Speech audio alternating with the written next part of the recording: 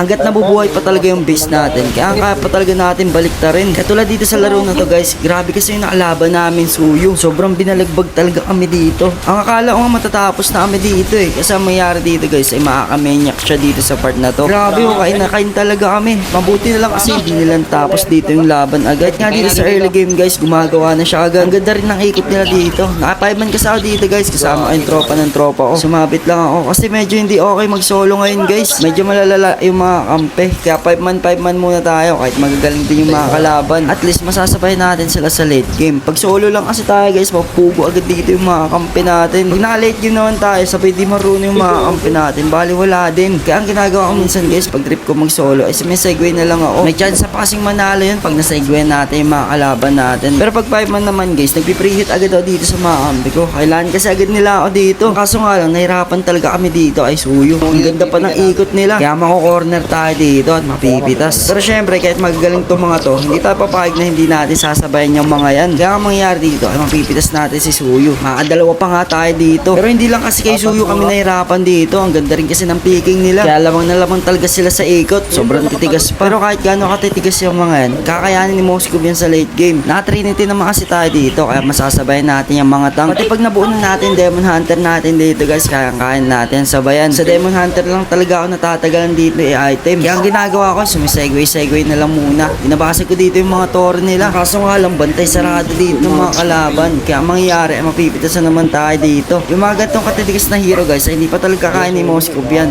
Ang kailangan talaga natin dito ay Demon Hunter. Kapag naka-item na kasi natin yun, ay di na tayo kakayanin yan. Kahit may pag 1v1 pa tayo dyan. Medyo natagalan din ako dito sa Demon Hunter guys, kasi palagi tayo napipitas na itong Suyo. Sobrang sakit niya kasi talaga. Akala ko nga dito sa part na to matatapos na kami. Kasi ang mangyayari dito ay mauubos niya kami. Yun niya naman gagawin niya dito, makakamenyak pa siya. Pero mabuti lang kasi umasim pa sila dito. Hindi pa talaga nilak dito yung base. Ito lang yung mali nila dito kasi hindi pa nila tinapos. Late game na pa naman. Nabuo ko na rin dito yung Trinity. Kaya nang pag-ubuhay ko ay nag-tip na agad ako. At sinugod ko na dito yung mga kalaban namin. Pag naka-Trinity na kayo guys, huwag na kayo matakot dyan sa mga kalaban. Kasi late game na yan. Kaya kaya na yung pitasin isa-isa. Lalo na yung malalambot. Sasaglitin lang ni Moskov yan. At dahil nga naubos namin dito yung 4 sa mga kalaban namin, ang ginawa namin ay nag-mid na agad. Mabuti na lang, malupit din dito yung ka-5 man ko guys. Malupit din sila mag-set. Hindi rin kasi maka-preheat na maganda dito guys kung walang magandang set. Kaya nice game dito sa mga nakakampi ko. Pero dito sa part na to guys, akala namin matatapos na namin laro kasi kulang pa dito yung mga kalaban. Ang kaso nga lang, hindi pa pala. Hindi na namin pinilit to. Ang ginawa ko na lang dito guys, ay binasi ko na lang dito yung bot lane. Bibigyan lang muna natin ng pressure yung mga yan kasi nandito sa top lane yung lurk. Ang plano ko kasi dito, tapusin na yung laban sa Segway. Ang kaso nga lang, kailangan pala ako sa clash dito ng mga kampi ko.